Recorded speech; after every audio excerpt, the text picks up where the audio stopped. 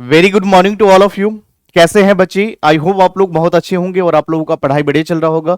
तो जैसे कि हम बात कर रहे थे सीए फाउंडेशन बिजनेस लॉ सितंबर 2025 के लिए, लास्ट क्लास के अंदर हम लोगों ने थोड़ा बहुत डिस्कस करा था इंडियन कॉन्ट्रैक्ट एक्ट के बारे में। आइए उससे आगे हम लोग डिस्कस करेंगे। आइए बच्चे हम लोग स्टार्ट करेंगे।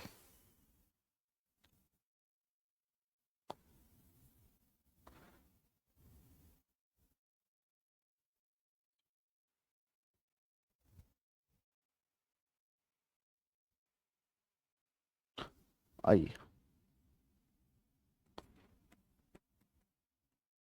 बिजनेस लॉ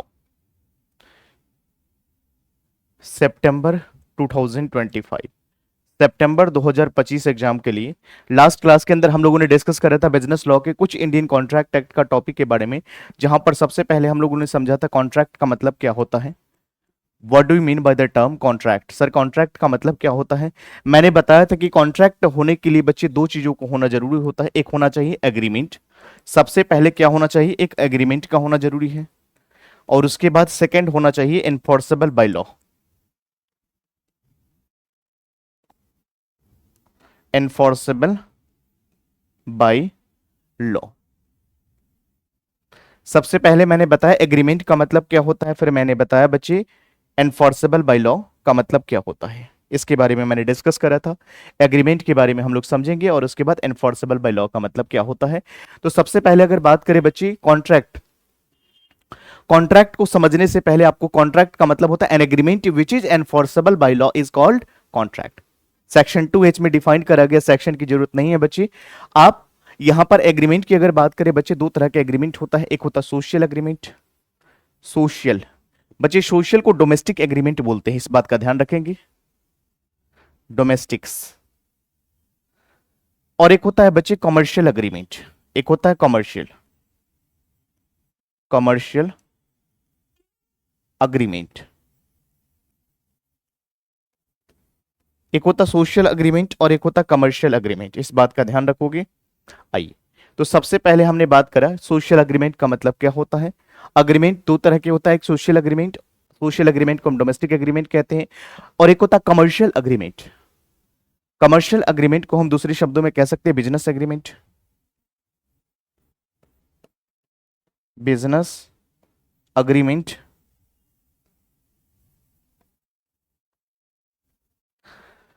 तो यहां पर ध्यान रखिएगा, एग्रीमेंट की मैं एग्जांपल की अगर बात करूं बच्ची, तो यहां पर ध्यान से समझिएगा एग्रीमेंट का मतलब क्या होता है, उसके बारे में हम लोग समझेंगे। आइए, ये बात आपको समझ में आ गया कि कॉन्ट्रैक्ट को अगर बेहतरीन तरीके से समझना चाहते हैं तो आपको सबसे पहले एग्रीमेंट के बारे में समझना पड़ेगा। मैंने कहा एग्रीमेंट को अगेन टू टाइप्स पे में डिवाइड कर सकते हैं। नंबर वन, एक सोशल एग्रीमेंट होता है, सोशल एग्रीमेंट को हम डोमेस्टिक अग्रीमेंट भी कहते हैं, और एक होता है कमर्शियल एग्रीमेंट जिसको हम बिजनेस अग्रीमेंट कहते हैं बच्ची। तो एग्रीमेंट का मतलब क्या होता है बच्ची? जहां पर टू प्रॉमिस, जैसे मैं एग्जांपल के थ्रू मैं आपको समझाना चाहता हूं एग्रीमेंट के बारे में। आइए एक बार हम लोग आगे बढ़ेंगे बच्चे। आइए, सबसे पहले हम लोग समझेंगे एग्रीमेंट का मतलब, कि एग्रीमेंट का मतलब ये आखिर में होता क्या है, इसके बारे में हम लोग समझेंगे। आइए,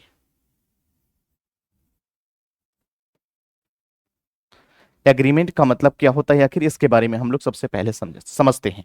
तो आइए, मिस्टर एक्स ने मिस्टर वाई को कहा कि हे मिस्टर वाई, मैं अपना कार सेल करना चाहता हूं। मिस्टर एक्स ने मिस्टर वाई को कहा कि मिस्टर वाई, मैं अपना कार सेल करना चाहता हूं। मिस्टर वाई ने कहा देखो मुझे स्वीकार है यहां पर कार सेल करना, और यहां पर इसने कहा कि देख भाई मैं फ्री में नहीं लेता, मैं इसके बदले में कंसिडरेशन तुम्हें 2 लाख रुपीज पे करूंगा।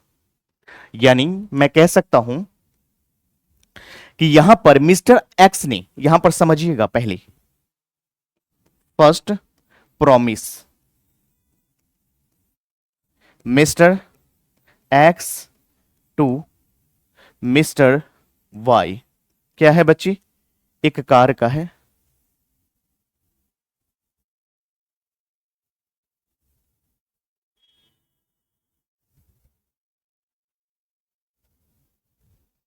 चलो, यहां पर क्या है इसके बारे में समझेंगे सबसे पहले।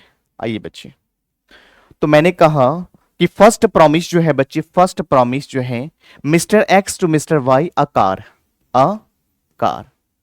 उसके बाद second promise mister Y to mister X, mister Y to mister X. यहां पर first promise mister X to mister Y क्या है बच्चे, एक कार है। सेकंड प्रॉमिस जो है mister Y to mister X, ₹2 lakh, ₹2 lakh, ₹2 lakh.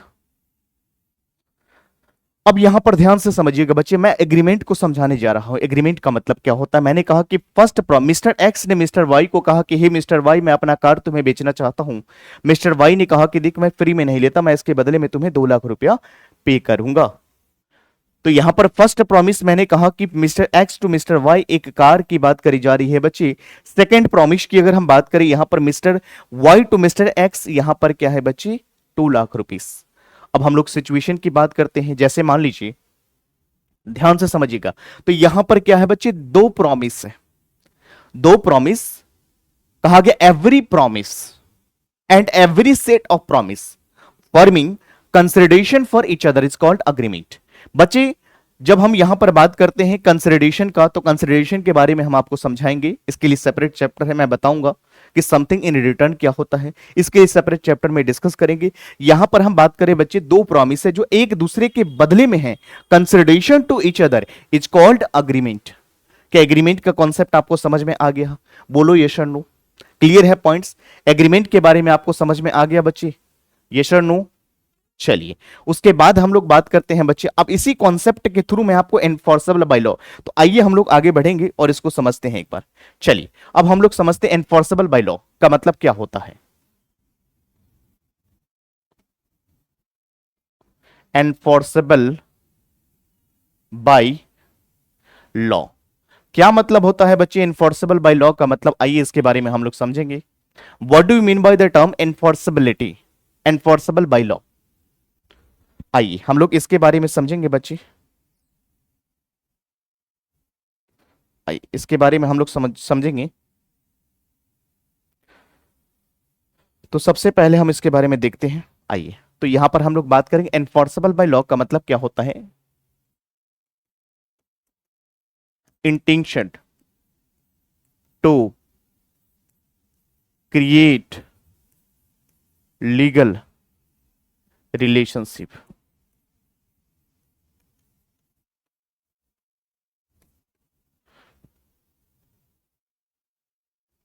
अब यहां पर ध्यान से समझिएगा, एनफोर्सेबल बाय लॉ का मतलब क्या होता है। Intention to create legal relationship. आइए वापस से उस एग्जांपल को समझाते हुए मैं समझाऊंगा एनफोर्सेबल बाय लॉ का मतलब क्या होता है। अब आपको ये समझ में आ गया एनफोर्सेबल बाय लॉ का मतलब क्या होता है बच्चे। Intention to create legal relationship, इसका मतलब क्या होता है कि यहां पर बच्चे 2 तरह का एग्रीमेंट होता है, मैंने अभी जस्ट बताया। एक होता सोशल डोमेस्टिक अग्रीमेंट और एक होता कमर्शियल अग्रीमेंट, जिसको बिजनेस अग्रीमेंट हम बोलते हैं। तो यहां पर हम बात करें सोशल अग्रीमेंट, अग्रीमेंट तो होते हैं बट कॉन्ट्रैक्ट नहीं बनते हैं। सोशल अग्रीमेंट, अग्रीमेंट तो होते हैं बट कॉन्ट्रैक्ट नहीं बनते हैं। इसीलिए बताया गया एक स्टेटमेंट है, all contracts are an agreement but all agreements are not contract. जितने भी कॉन्ट्रैक्ट होते हैं एग्रीमेंट तो होते हैं, बट जितने भी एग्रीमेंट होते हैं कॉन्ट्रैक्ट नहीं बनते हैं। इसीलिए सोशल डोमेस्टिक एग्रीमेंट, एग्रीमेंट तो होते हैं बट कॉन्ट्रैक्ट नहीं बनते हैं बच्चे, इसीलिए इसको वॉइड एग्रीमेंट कहते हैं। वॉइड एग्रीमेंट एक ऐसा एग्रीमेंट होता है जहां पर intention to create legal relationship क्या होता है बच्चे, मिसिंग होता है।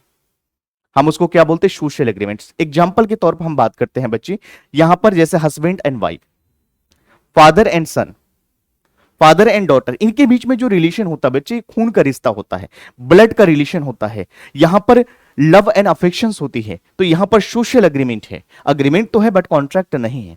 जैसे मैं एग्जांपल के थ्रू में बताता हूं बच्चे, आपके फादर ने आपसे प्रॉमिस करा कि बेटा अगर तुम सीए फाउंडेशन की एग्जाम फर्स्ट अटेम्प्ट में निकाल लेते हो तो मैं तुम्हें 2 व्हीलर दिलवाऊंगा।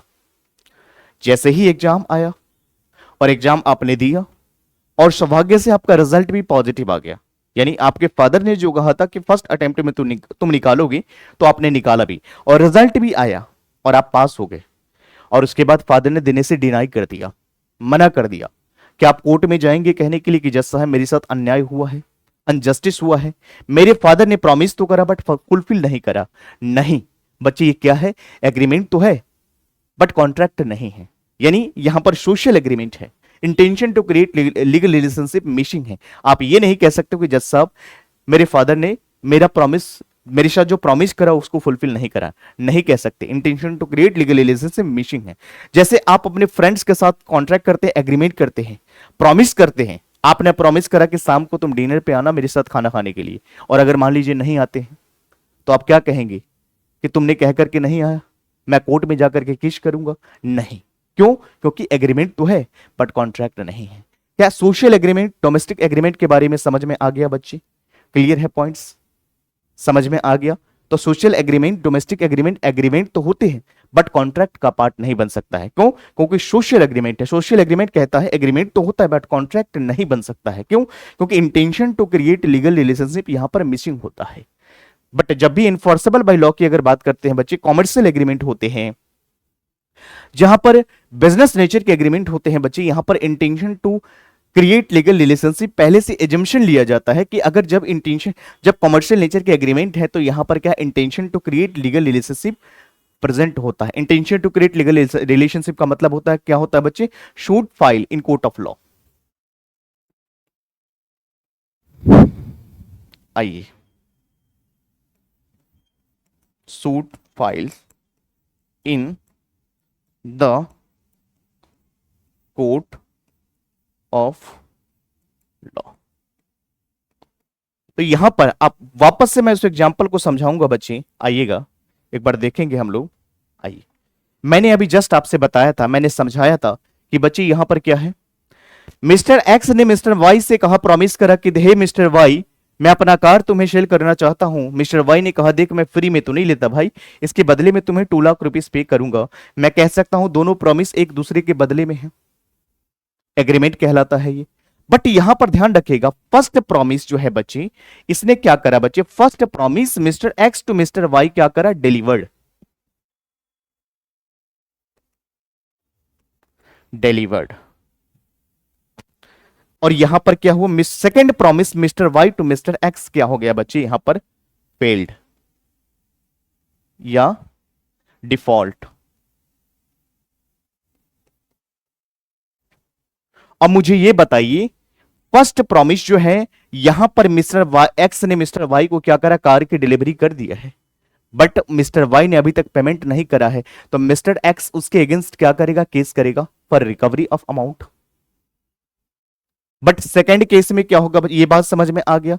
सेकंड केस में क्या हुआ बच्चे, उसको समझाता हूं मैं, समझिएगा।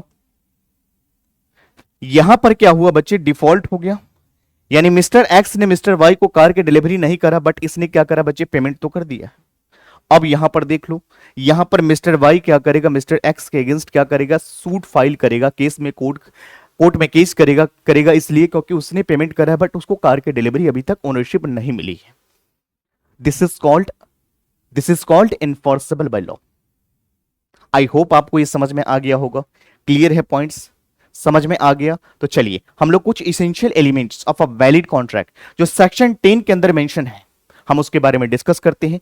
उसके बाद हम लोग समझेंगे, एक होता एग्रीमेंट, एक होता कॉन्ट्रैक्ट, उसके बारे में भी डिफरेंस को समझेंगे। तो आइए हम लोग एक एक करके चीजों को समझते हैं। आइए बच्चे,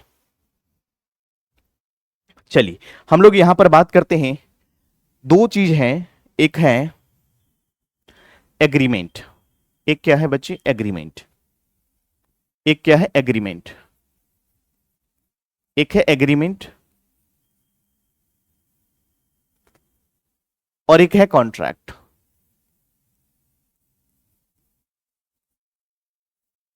एग्रीमेंट का मतलब क्या होता है, अब इसको समझते हैं बेहतरीन तरीके से। आइए बच्चे, आइएगा, एग्रीमेंट का मतलब क्या होता है बच्चे, आइएगा। Agreement equal to offer, offer को हम प्रपोजल कहते हैं, प्लस एक्सेप्टेंस। आइए बच्चे, एग्रीमेंट का मतलब क्या होता है, एग्रीमेंट इक्वल टू ऑफर को हम प्रपोजल बोलते हैं प्लस एक्सेप्टेंस। जब ये ऑफर के साथ एक्सेप्टेंस जुड़ता है बच्चे तो क्या बनता, प्रॉमिस बनता है। तो यहां पर इस बात का ध्यान रखेंगे, agreement equal to offer, offer को प्रपोजल कहते हैं प्लस एक्सेप्टेंस। उसके बाद हम लोग बात करते हैं बच्चे कॉन्ट्रैक्ट का मतलब क्या होता है। तो सबसे पहला क्या होना चाहिए कॉन्ट्रैक्ट का मतलब, कॉन्ट्रैक्ट इक्वल टू सबसे पहला एग्रीमेंट होना चाहिए, यस और no, yes sir, agreement plus enforceable by law, enforceable by law. अब बच्चे ध्यान से समझिएगा इस पॉइंट को, जैसे कि मैंने अभी जस्ट आपको बताया, एग्रीमेंट का मतलब क्या होता है, मैंने कहा बच्ची यहां पर एग्रीमेंट का मतलब होता है ऑफर, हम इसको प्रपोजल कहते हैं, plus acceptance equal to agreement, yes और नो। तो जब बच्ची ऑफर और प्रपोजल प्लस एक्सेप्टेंस के साथ एनफोर्सेबल बाय लॉ, एनफोर्सेबल का मतलब क्या होता है बच्ची, intention to create, suit file in court,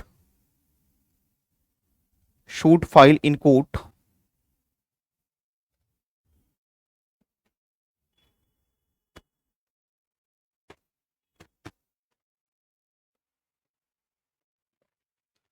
समझ में आ गया, क्लियर है पॉइंट्स, ये बात आपको समझ में आ गया। अगर हम बात करें बच्ची, डिफरेंस आपको समझ में आ गया एग्रीमेंट क्या होता है, और उसके बाद जब अगर हम बात करते हैं बच्चे यहां पर कॉन्ट्रैक्ट का मतलब क्या होता है, क्या दोनों के बारे में आपको समझ में आ गया, क्लियर है पॉइंट्स। चलिए कॉन्ट्रैक्ट के बारे में क्लियर है, तो चलिए उसके बाद हम लोग आगे बात करेंगे बच्चे, आइए आइए कुछ और डिफरेंस है उसको हम लोग समझेंगे एक बार।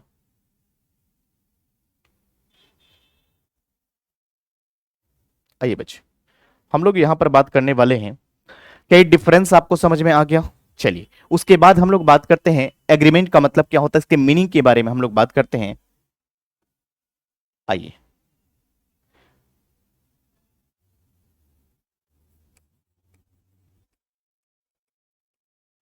Meaning, every promise, every promise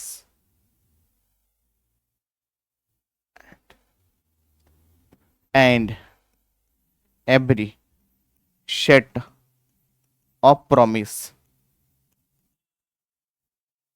promise, every promise and every set of promise forming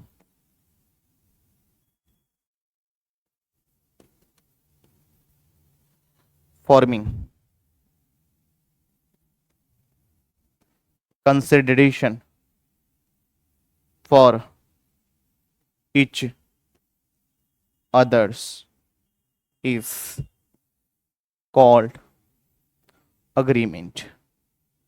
ये श्योर नो बच्ची, समझ में आ गया। चलिए इसका डेफिनेशन आपको समझ में आ गया, क्लियर है पॉइंट्स। तो every promise and every set of promise forming consideration for each other is called agreement of that promise. तो यहां पर every promise and every set of promise forming consideration for each other, बच्चे consideration का होना जरूरी होता है, एक दूसरे के बदले में होना चाहिए प्रोमिसेस, हम उसको एग्रीमेंट कहते हैं। इज इट क्लियर, यस और नो। चलो हम लोग आगे बात करेंगे बच्चे, आइएगा हम लोग बात करते हैं कॉन्ट्रैक्ट मींस, इसका डेफिनेशन दिया गया सेक्शन 2 क्लाउज एस के अंदर बताया गया है, an agreement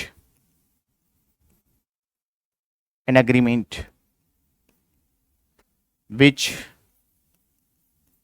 is enforceable, an agreement which is enforceable by law is called contract। बोलो यहां तक समझ में आ गया,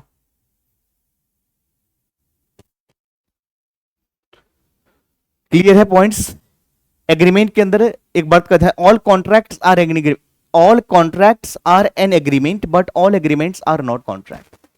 जितने के जितने कॉन्ट्रैक्ट होते हैं एग्रीमेंट बनते हैं, बट जितने के जितने एग्रीमेंट्स होते हैं contract, all contracts are an agreement but all agreements are not contract. जैसे सोशल एग्रीमेंट, एग्रीमेंट तो है बट कॉन्ट्रैक्ट नहीं है, ये वॉइड एग्रीमेंट का पार्ट बन जाता है। क्या यहां तक के पॉइंट्स आपको समझ में आ गया बच्चे? बोलो ना हाँ या ना, क्लियर है पॉइंट्स? चलिए आइए बच्चे एक बार हम लोग इसको वापस से देखेंगे। आइए एक बार कस्टमाइज तरीके से इसको हम लोग देखेंगे। आइए सबसे पहले मैंने आपको इसका डिफरेंस को समझाया। आइए मैंने कहा कि एक एग्रीमेंट का मतलब क्या होता है, मैंने कहा एग्रीमेंट इक्वल टू, मैंने बताया कि एग्रीमेंट का मतलब क्या होता है, मैंने कहा कि एग्रीमेंट इक्वल टू ऑफर को प्रपोजल कहते हैं प्लस एक्सेप्टेंस कहते हैं, हम इसको एग्रीमेंट कहते हैं। और उसके बाद अगर हम बात करें कॉन्ट्रैक्ट के अंदर, मैंने बताया contract equal to agreement plus enforceable by law, हमने इस बारे में डिस्कस करा। चलिए उसके बाद हमने बताया कि यहां पर इन दोनों के बीच में डिफरेंस के अंदर मैंने मीनिंग के बारे में बताया। मैंने कहा कि every promise and every set of promise forming consideration for each other is called agreement. फिर मैंने कहा कि all contracts are an agreement but all agreements are not contracts. जैसे सोशल एग्रीमेंट एग्रीमेंट तो है बट कॉन्ट्रैक्ट नहीं बन सकता है। क्या यहां तक की बात समझ में आया? फिर मैंने कहा contract equal to an agreement which is enforceable by law is called agreement is called contract. समझ में आ गया? क्लियर है पॉइंट्स? चलिए हम लोग अब essential elements of a valid contract के बारे में डिस्कस करते हैं कि एक कॉन्ट्रैक्ट को वैलिड होने के लिए क्या क्या इसेंशियल एलिमेंट्स का होना बेहद इंपॉर्टेंट होता है, कॉन्ट्रैक्ट कैसे वैलिड बनता है, इसके बारे में चर्चाएं करते हैं। आइए बच्चे हम लोग एक एक करके डिस्कस करेंगे। आइए तो सबसे पहले बच्चे यहां पर हम लोग बात करेंगे, आइए हम लोग यहां पर डिस्कस करेंगे essential elements of a valid contract. Essential elements of a valid contract. Essential elements of a valid contract, एक कॉन्ट्रैक्ट बच्चे सेक्शन 3 में डिफाइन करा गया है, कुछ इंपॉर्टेंट सेक्शन 10 के अंदर डिफाइन करा गया। आइए हम लोग बात करेंगे बच्ची क्या मतलब होता है। The essential elements of a valid contract, contract को वैलिड होने के लिए क्या क्या इसेंशियल एलिमेंट्स को जरूरत होती है उसके बारे में हम लोग चर्चा कर रहे हैं बच्चे। तो आइए सबसे पहले हम लोग बात करेंगे बच्चे यहां पर क्या होना चाहिए। Number 1, offer and acceptance, offer and acceptance. बच्चे यहां पर ऑफर एंड एक्सेप्टेंस का होना जरूरी है। एक कॉन्ट्रैक्ट वैलिड होने के लिए ऑफर एंड एक्सेप्टेंस का होना बेहद इंपॉर्टेंट है। उसके बाद क्या होना चाहिए बच्चे? Intention, intention to create legal relationship.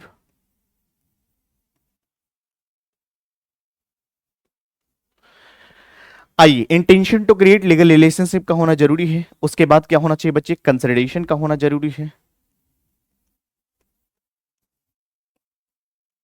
आपका कॉन्ट्रैक्ट का ऑब्जेक्ट लॉफुल होना चाहिए, लॉफुल ऑब्जेक्ट, लॉफुल ऑब्जेक्ट का होना जरूरी है बच्चे। और उसके बाद सर्टेनिटी होना चाहिए।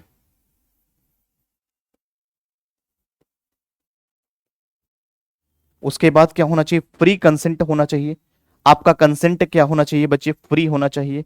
किन चीजों से फ्री होना चाहिए आइए इसके बारे में चर्चा करते हैं। 2 3 4 1 5, आइए बच्चे इसके बारे में हम लोग चर्चा करते हैं। आइएगा बच्चे, चलिए फ्री कंसेंट का मतलब क्या होता है? फ्री कंसेंट दो शब्दों से मिलकर के बना है, फ्री प्लस कंसेंट। तो यहां पर आपका कंसेंट, आपका एसेंट, आपकी सहमति फ्री होना चाहिए। इसके लिए सेपरेट चैप्टर है, उसके बारे में हम लोग डिस्कस करेंगे, एक एक कॉन्सेप्ट को समझेंगे। थोड़ा सा ब्रीफली हम यहां पर आपको ओवरव्यू देने वाले हैं। तो यहां पर अकोर्स फ्री कंसेंट, आपका कंसेंट फ्री किन चीजों से होना चाहिए इसके बारे में चर्चा कर रहे हैं बच्चे। तो आइए सबसे पहला क्या होना चाहिए? तो यहां पर क्या होना चाहिए? Coercion, coercion, undue influence,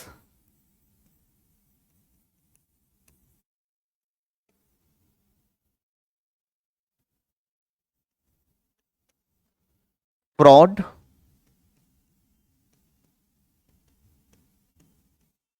fraud, coercion, undue influence, fraud, misrepresentation.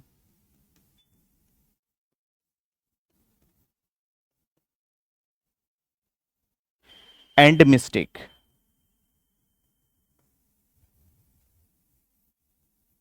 आइए बच्चे, क्या ये कॉन्सेप्ट आपको समझ में आ गया? क्लियर है points? Are you getting my points? चलिए, तो सबसे पहले हम लोग बात करेंगे बच्चे क्वेश्चन। क्वेश्चन क्या होता है इसके बारे में सेपरेट चैप्टर में हम डिस्कस करेंगे। कमिट करना, थ्रेटनिंग करना, यहां पर वो सब हम ये अलग से चैप्टर में हम बात करेंगे। मैं यहां पर फ्री कंसेंट का मतलब यहां पर आपका कंसेंट क्या होना चाहिए? फ्री होना चाहिए क्वेश्चन से, under influence, fraud and misrepresentation and mistake. बच्चे ध्यान रखिएगा, जब भी अगर आपका कॉन्ट्रैक्ट अगर बनता है क्वेश्चन के थ्रू, अंडर इन्फ्लुएंस के थ्रू, फ्रॉड के थ्रू और मिस रिप्रेजेंटेशन के थ्रू, तो बच्चे यहां पर कॉन्ट्रैक्ट आपका बन जाता है voidable at the option of aggrieved party. समझ में आ गया? क्लियर है पॉइंट्स? तो जब भी क्वेश्चन होता है बच्चे, अंडर इन्फ्लुएंस होता है, फ्रॉड होता है, मिसरिप्रेजेंटेशन होता है, जब भी इनके थ्रू कॉन्ट्रैक्ट ऑब्टेन होती है बच्ची, तो यहां पर मिस्टेक के बारे में हम लोग बात करेंगे। अगर इंडियन लॉ से हुआ है, इंडियन लॉ से तो क्या होगा? अगर फॉरेन लॉ से क्या हुआ है तो क्या होगा बच्ची? इंडियन लॉ से हुआ है तो बच्चे वैलिड माना जाएगा। क्यों? Ignorance of law is no excuse. Foreign law से है, कोई जरूरी नहीं है कि आपको इंडिया का कानून के बारे में जानना है, फॉरेन के लॉ के बारे में जानने की जरूरत नहीं है। तो ये बायलैटरल मिस्टेक के केस बन सकते हैं। चलिए, इसके बारे में हम लोग समझेंगे। मैंने ऑफर एंड एक्सेप्टेंस के बारे में बताया, intention to create legal relationship मैंने बताया, कंसिडरेशन का होना जरूरी होता है। बच्चे एक चीज और हमें ध्यान रखना है, capacity of parties, capacity to contract. बच्चे कॉन्ट्रैक्ट करने के लिए कैपेसिटी होना चाहिए। उसके बाद agreement not expressly declared to be bind, agreement not expressly declared to be boiled. समझ में आ गया? क्लियर है पॉइंट्स? कॉन्सेप्ट आ रही है समझ में? तो ये सारे के सारे क्या होना चाहिए बच्चे? मौजूद होना चाहिए। क्या ये सारे के सारे पॉइंट्स आपको समझ में आ गया? एक बार वापस से इन सभी को हम लोग रिकैप करते हैं, एक बार समझते हैं बच्चे।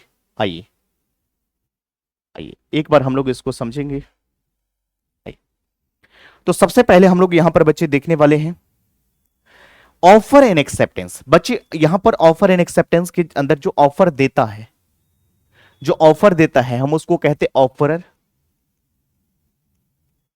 और जो एक्सेप्ट करते हैं बच्चे उसको ऑफरी कहते हैं। जो प्रॉमिस करता है बच्चे प्रॉमिसर कहलाते हैं, जो एक्सेप्ट करते हैं प्रॉमिसी कहलाते हैं। क्या समझ में आ रहा है? क्लियर है पॉइंट्स? तो सबसे पहले बच्चा एक ऑफर होना चाहिए। जब तक एक ऑफर नहीं दोगे एक्सेप्टेंस कहां से लोगे? मैंने कहा मैं अपना कार बेचना चाहता हूं, यानी मैंने एक ऑफर दिया कि want to sell my car, but वहां पर आप एक्सेप्टेंस दोगे। तो यहां पर एक ऑफर के साथ एक्सेप्टेंस का होना बेहद इंपॉर्टेंट है। उसके बाद intention to create legal relationship. Intention to create legal relationship का मतलब क्या होता है? Suit file in court of law. Clear है पॉइंट्स? समझ में आ गया? उसके बाद कंसिडरेशन का होना जरूरी है। आपका कंसिडरेशन का मतलब, कंसिडरेशन का मतलब क्या होता है? Something in return, something in return, something in return. Latin में इसको कहते हैं क्विड प्रो क्यूओ। क्विड प्रो क्यूओ का मतलब होता है बच्चे समथिंग इन रिटर्न। यानी यहां पर मिस्टर एक्स ने कहा कि हे मिस्टर वाई मैं अपना कार बेचना चाहता हूं, तो सिमिलरली वो उसके बदले में कुछ returns they. Consideration something in return. Lawful object, आपका एग्रीमेंट कैसा होना चाहिए? लॉफुल होना चाहिए, ऑब्जेक्ट लॉफुल होना चाहिए। अगर आप कह रहे हो कि मैं तुम्हें गवर्नमेंट जॉब दिलवा दूंगा, बट उसके बदले में पैसे ले रहे हो, रिश्वत ले रहे हो, तो ऐसा एग्रीमेंट नहीं करोगे। जब आप एग्रीमेंट कर रहे हो, ओफीम बेचने का काम कर रहे हो, गांजा बेच रहे हो, चरेस बेच रहे हो, इस तरह की एक्टिविटी कर रहे हो, गैम्बलिंग काम कर रहे हो, ये सारे के सारे क्या होता है बच्चे? इसका ऑब्जेक्ट अनलॉफुल है। और ऑब्जेक्ट जब अनलॉफुल होता है तो कंसर्न पार्टीज को सजा भी मिलती है, जेल भी होती है, क्योंकि इसका ऑब्जेक्ट ही सही नहीं है।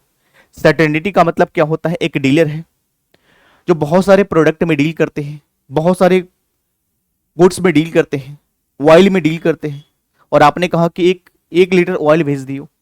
अब मुझे ये बताओ कि वो बहुत सारे प्रोडक्ट में डील कर रहा है, तो उसे बताना पड़ेगा कि कौन सी ऑयल चाहिए, कितने क्वांटिटी में चाहिए। बच्चे सर्टेनिटी बताएं कि आपको चाहिए क्या, बहुत सारे प्रोडक्ट कौन सा चाहिए, स्पेसिफाई करे। ऐसे करने से काम नहीं चलेगा, तो ये सारी चीजें आपको बतानी पड़ेगी।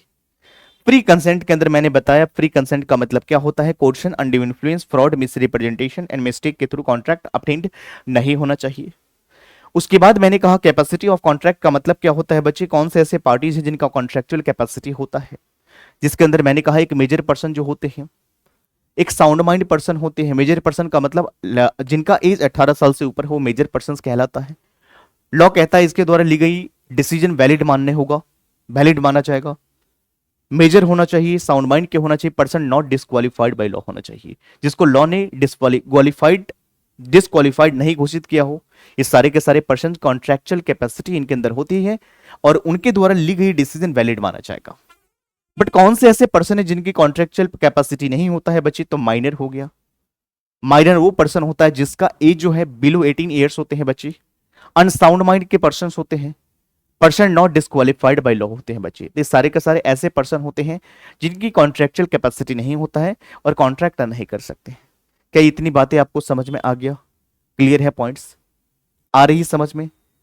उसके बाद अगर हम बात करें बच्चे, यहां पर क्या होना चाहिए, agreement not expressly declared to be void. Law maker ने बता रखा है कि इस तरह के एग्रीमेंट आपको नहीं करना चाहिए, तो आप नहीं करेंगे, आप उसके अगेंस्ट नहीं जाएंगे, तो इस तरह की एक्टिविटीज आपको नहीं करना है। क्या इतनी बातें समझ में आ गया। तो मैंने सबसे पहले बताया कि लॉ का मतलब क्या होता है, मैंने कहा कॉन्ट्रैक्ट का मतलब क्या होता है, लॉ के बारे में हम समझेंगे। इंडियन रेगुलेटरी फ्रेमवर्क का जब फर्स्ट चैप्टर हम लोग पढ़ेंगे, अभी चैप्टर सेकंड हम लोग पढ़ रहे हैं, जहां पर इंडियन कॉन्ट्रैक्ट एक्ट के 1872 के बारे में हम डिस्कस कर रहे हैं, जहां पर मैंने कहा कॉन्ट्रैक्ट का मतलब क्या होता है। उसके बाद मैंने कहा दो तरह के एग्रीमेंट होते हैं, एक होता है सोशल एग्रीमेंट। सोशल एग्रीमेंट के बच्चे हम डोमेस्टिक एग्रीमेंट कहते हैं। फिर मैंने कहा कि एक कमर्शियल नेचर के एग्रीमेंट होते हैं। फिर मैंने ये कहा कि दोनों के बीच के डिफरेंस के अंदर मैंने ये कहा कि एग्रीमेंट का मतलब क्या होता है, एग्रीमेंट में क्या चीजें इन्वॉल्व होती हैं। फिर मैंने कॉन्ट्रैक्ट के बारे में डिफाइन करा। फिर उसके बाद मैंने बताया बच्चे agreement and enforceable by law का मतलब क्या होता है। फिर मैंने डिस्कस करा, मैंने कहा कि essential elements of a valid contract, एक कॉन्ट्रैक्ट को वैलिड होने के लिए क्या क्या इसेंशियल एलिमेंट्स की रिक्वायरमेंट होती है बच्चे, उसके बारे में मैंने समझाया। मैंने कहा कि सबसे पहले ऑफर एंड एक्सेप्टेंस का होना बेहद इंपॉर्टेंट होता है। फिर मैंने कहा intention to create legal relationship होना चाहिए। फिर मैंने कहा कंसिडरेशन का होना बेहद इंपॉर्टेंट है। फिर मैंने कहा लॉफुल ऑब्जेक्ट होना चाहिए। फिर सर्टेनिटी होना चाहिए। फिर फ्री कंसेंट होना चाहिए। कैपेसिटी ऑफ पार्टीज होना चाहिए और agreement not expressly declared to be void. बच्चे सारे के सारे चैप्टर्स हम आने वाले क्लास के दौरान हम लोग डिस्कस करेंगे, सभी का सेपरेट चैप्टर बना रखा है। अगर मैं बात करूं, सबसे पहले अगर हम बात करें तो सबसे पहला चैप्टर में कॉन्ट्रैक्ट के बारे में डिफाइन करा गया है। सेकंड चैप्टर के अंदर ऑफर एंड एक्सेप्टेंस क्या होता है इसके बारे में बताया हुआ है। उसके बाद कंसिडरेशन क्या होता है, उसके बाद कैपेसिटी ऑफ पार्टीज क्या होता है, और उसके बाद फ्री कंसेंट क्या होता है बच्ची। ये सारे चैप्टर उसमें बता रखा है, एक एक करके हम लोग डिस्कस करेंगे। आइए उसके बाद नेक्स्ट इसका पॉइंट क्या बन सकता है उसके बारे में हम लोग डिस्कस करते हैं। टाइप्स ऑफ कॉन्ट्रैक्ट, कितने तरह के कॉन्ट्रैक्ट होते हैं हमने यहां तक समझ ली। अब हम लोग समझने वाले हैं टाइप्स ऑफ कॉन्ट्रैक्ट, हम कितने तरह के प्रकार के कॉन्ट्रैक्ट बन सकते हैं आखिर। आइए आइए बच्चे हम लोग देखेंगे इस पॉइंट्स को। Types of contract, types of contract, contract कितने प्रकार के होते हैं बच्चे, इसके बारे में हम डिस्कस करेंगे। तो आइए हम लोग इसको 3 सेगमेंट में डिवाइड करेंगे बच्चे। आइए तो सबसे पहले हम लोग बात करेंगे यहां पर नंबर 1। सबसे पहले हम लोग बात करेंगे बच्ची टाइप्स ऑफ कॉन्ट्रैक्ट का मतलब होता है कॉन्ट्रैक्ट कितने प्रकार के होते हैं। तो सबसे पहले on the basis of formation, on the basis of formation, on the basis of formation. Second की बात करें बच्ची on the basis of enforceability, on the basis of enforceability and validity।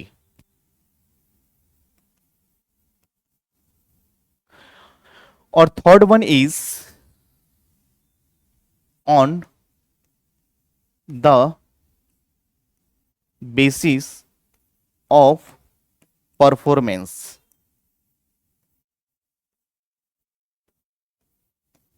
ये तीन प्रकार के कॉन्ट्रैक्ट होते हैं। क्या इतनी बात आपको समझ में आ गया? On the basis of formation, बनावट के हिसाब से कॉन्ट्रैक्ट के कितने प्रकार हैं, कितने टाइप्स के कॉन्ट्रैक्ट होते हैं। फिर मैंने बताया on the basis of enforceability, जिसको वैलिडिटी बना बोला जाता है, कि वैलिडिटी कितने प्रकार के कॉन्ट्रैक्ट होते हैं, वैलिडिटी कौन सा कॉन्ट्रैक्ट वैलिड होता है, कौन सा कॉन्ट्रैक्ट वाइड होता है, नाम से क्लियर है। और on the basis of performance, बच्चे परफॉर्मेंस की बात जब हम करते हैं तो कार्य के आधार पर, काम के आधार पर इसको हम डिवाइड करते हैं। क्या ये तीन बातें आपको समझ में आया? यस और नो?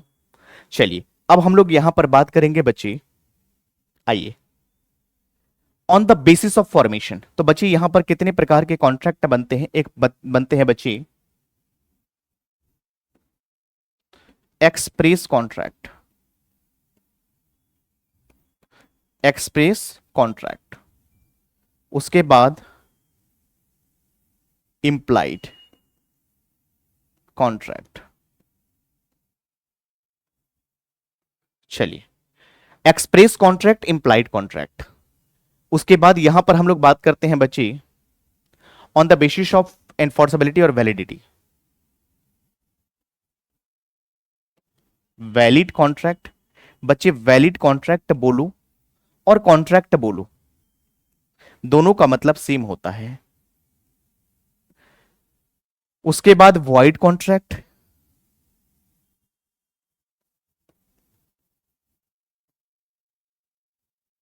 उसके बाद वॉइडेबल कॉन्ट्रैक्ट,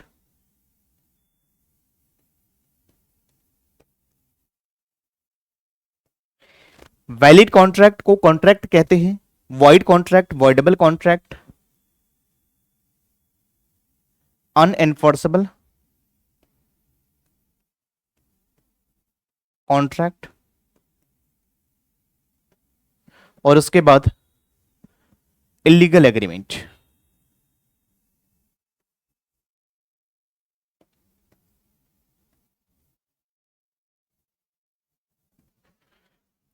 तो यहां पर हम लोग बात कर रहे हैं बच्चे वैलिड कॉन्ट्रैक्ट, और उसके बाद और एक पॉइंट से बच्चे इसको ध्यान से समझिएगा। आइए थोड़ा सा इसको हम लोग समझेंगे। Void agreement,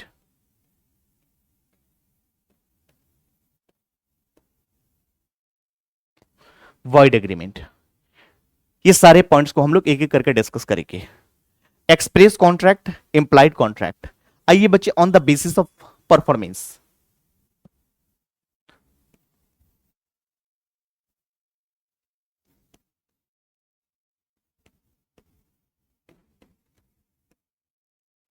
executed contract.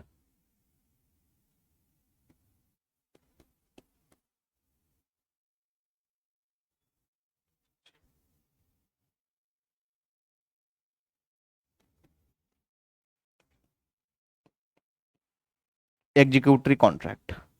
चलिए, जब भी अगर बच्चे हम कहते हैं, अगर बात करते हैं, आइए अब हम लोग इस पॉइंट को समझते हैं। एक्सप्रेस कॉन्ट्रैक्ट की बात करें बच्चे, आप दो तरीके से कर सकते हो, ओरल कर सकते हो, या तो बोल करके करोगे या तो रिटर्न में करोगे, या तो बोल करके करोगे या लिख करके करोगे। एक्सप्रेस कॉन्ट्रैक्ट का मतलब ये होता है कि मैंने कहा कि I want to sell my car, ये मैंने बोल करके करा कॉन्ट्रैक्ट, आपने स्वीकार करा। बट मैंने क्या करा कि चलो बोलने की बजाय मैंने क्या करा, एक लेटर में लिखा, मैंने कहा, लिख करके मैंने आपको बताया कि मैं अपना कार बेचना चाहता हूं। तो मैंने एक्सप्रेस कॉन्ट्रैक्ट दो तरीके से करा, एक यहां पर ओरल तरीके से और एक रिटन फॉर्म में मैंने करा। और एक होता है बच्चे other than express contract, other than the word spoken और रिटेन।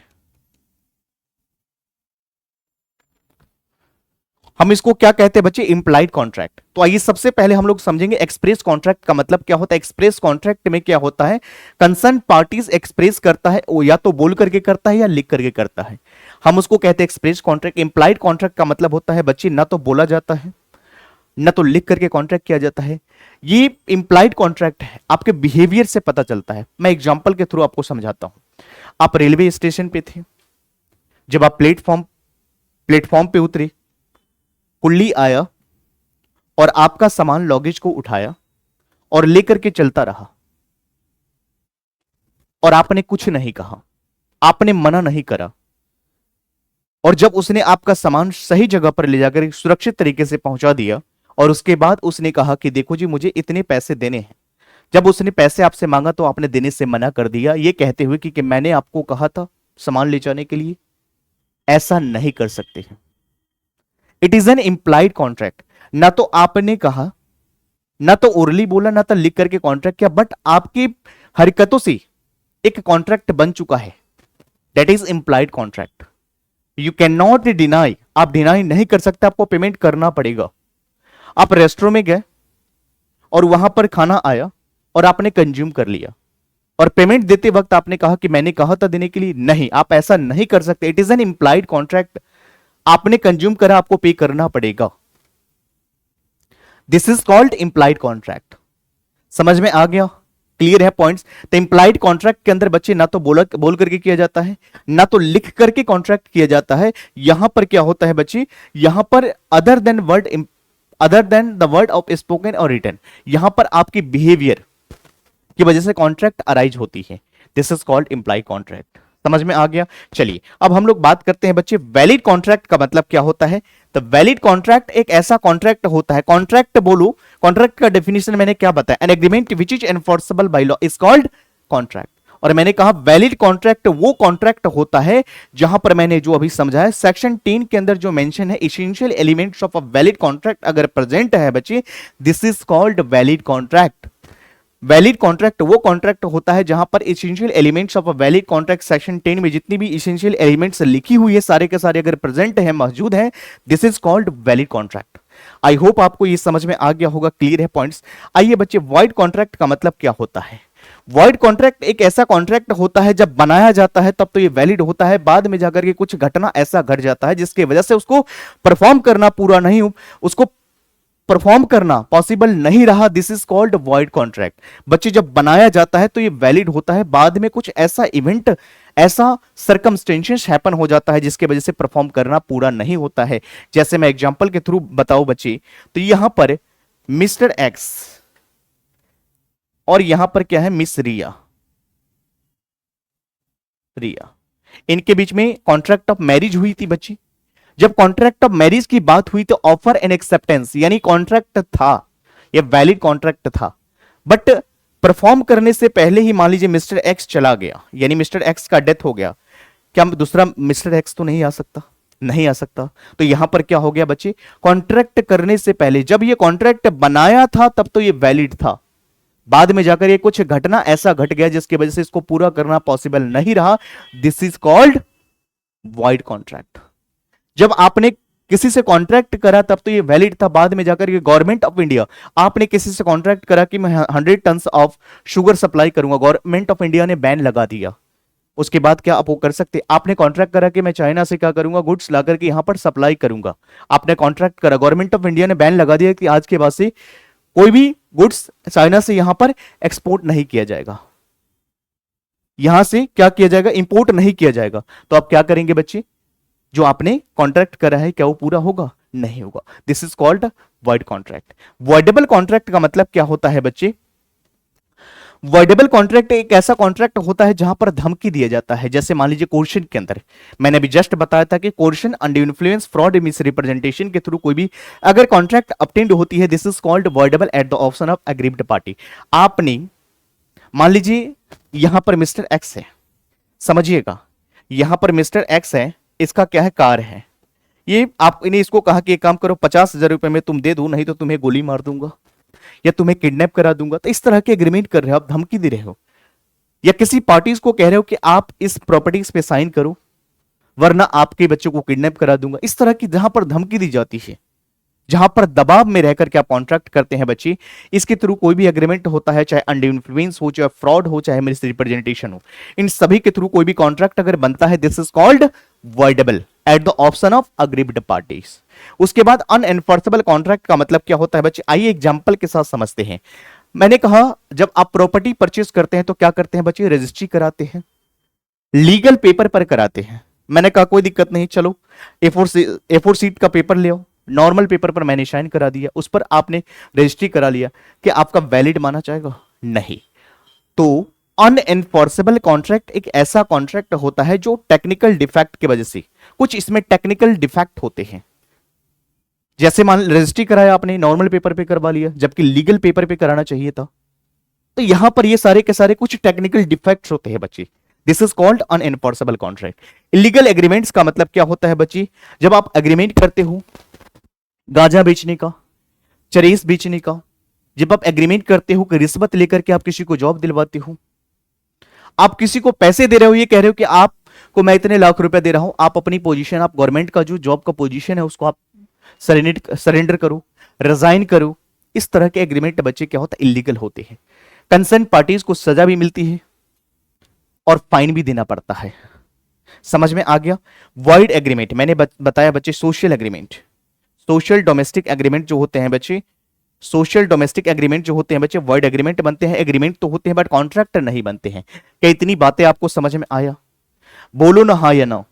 चलो हम लोग आगे बात करेंगे एग्जीक्यूटेड कॉन्ट्रैक्ट। बच्चे एग्जीक्यूटेड कॉन्ट्रैक्ट का मतलब क्या होता है, तो यहां पर समझिएगा, मिस्टर एक्स और यहां पर कौन है, मिस्टर वाई है। मिस्टर एक्स ने मिस्टर वाई को कहा कि हे मिस्टर वाई, मैं अपना कार तुम्हें देना चाहता हूं। तो मिस्टर एक्स ने मिस्टर वाई को क्या करा बच्चा, यहां पर कार दिया। मिस्टर एक्स ने मिस्टर वाई को यहां पर क्या करा बच्चे, कार डिलीवर करा। और यहां पर मिस्टर वाई ने क्या करा बच्चे, इसको 2 लाख रुपए पेमेंट कर दिया। यानी मिस्टर एक्स ने भी मिस्टर वाई को अपनी परफॉर्मेंस, अपनी प्रॉमिस को पूरा किया है, यानी इसने भी अपना वादा पूरा किया, और सिमिलरली मिस्टर वाई ने भी अपना प्रॉमिस को पूरा करा। यानी मैं कह सकता हूं एग्जीक्यूटेड कॉन्ट्रैक्ट वो कॉन्ट्रैक्ट होता है जब आप मार्केट में जाते हो ना, तो कोई सामान परचेज करते हो, आपने पैसा पे करा, मनी पे करा, और आपको सामान बदले में मिल गया, एग्जीक्यूटेड कॉन्ट्रैक्ट है बच्चे। तो यहां पर both parties satisfied, both parties fulfilled their obligation and duties, दोनों के दोनों पार्टी जब अपनी ऑब्लिगेशन और ड्यूटीज को पूरा करते हैं, this is called executed contract. और एग्जीक्यूटरी कॉन्ट्रैक्ट का मतलब क्या होता है बच्चे, यहां पर क्या होता है, अभी कॉन्ट्रैक्ट आउटस्टैंडिंग है। अब यहां पर 2 केसेस बन सकता है बच्चे, एक बात का ध्यान रखिएगा। अब यहां पर 2 केस क्या बनेंगे, आइए समझिएगा। तो सबसे पहले मैंने बताया कि जब भी हम अगर बात करते हैं बच्ची एग्जीक्यूटरी कॉन्ट्रैक्ट की, तो यहां पर 2 केस बनता है, एक बनता है यूनिलेटरल कॉन्ट्रैक्ट और एक होता है बायलेटरल कॉन्ट्रैक्ट।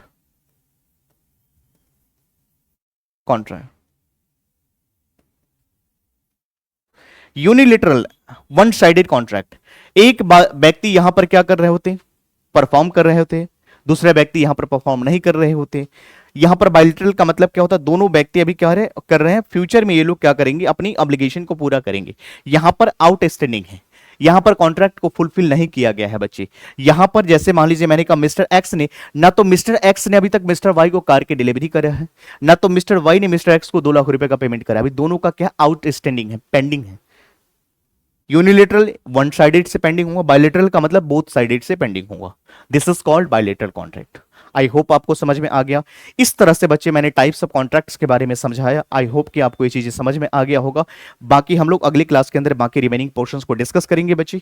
यहां तक आप लोग जरूर इसको रिवाइज करोगे, बेहतरीन तरीके से पढ़ोगे, और जितना हो सके इस लेक्चर को, वीडियोस को शेयर करो, उन दोस्तों तक भेजो जिनको इस क्लास की जरूरत है।